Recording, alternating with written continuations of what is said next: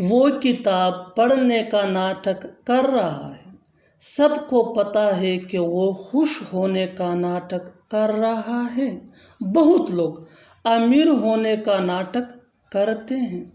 आप लोग हमेशा मेरे साथ काम करने का नाटक करते हो।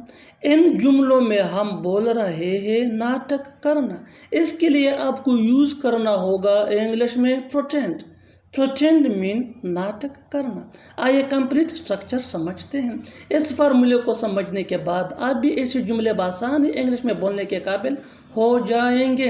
After learning this advance English sentence structure you will be able to speak such sentences in your everyday conversation. So watch this video till end have a look complete structure.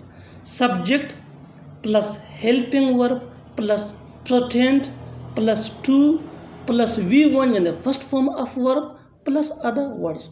आगे डिटेल से समझाता हूँ मिसालों से। Let's see some example for better understanding.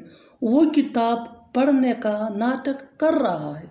He is pretending to read the book. He is pretending to read the book. सबको पता है वो खुश होने का नाटक कर रहा है। Everyone knows he is pretending to be happy. Everyone knows he is pretending to be happy. बहुत लोग अमीर होने का नाटक करते हैं। Many people pretend to be rich. Many people pretend to be rich. अच्छी तरह समझने के लिए कुछ और मिसालें देखते हैं। Let's see some more example for better understanding. Do remember that as much as you practice as soon as you learn English. So, next example. आप लोग हमेशा मेरे साथ काम करने का नाटक करते हो। You always pretend to do work.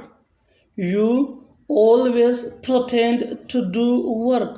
वो रोने का नाटक करता है। He pretends to cry. He pretends to cry. तुम खेलने का नाटक करते हो। You pretend to play. You pretend to play. और आखिर में ये सेंटेंस आपके लिए कमेंट सेशन में इसका जवाब ज़रूर देना। Keep this point in your mind that advanced English sentence structure is really important for spoken English that can take you from basic to advanced level. So, learn and practice this advanced English sentence structure as much as possible so that you can gain fluency. वो लिखने का नाटक कर रहा है। वो लिखने का नाटक कर रहा है। Subscribe English PS for more advanced English sentence structure.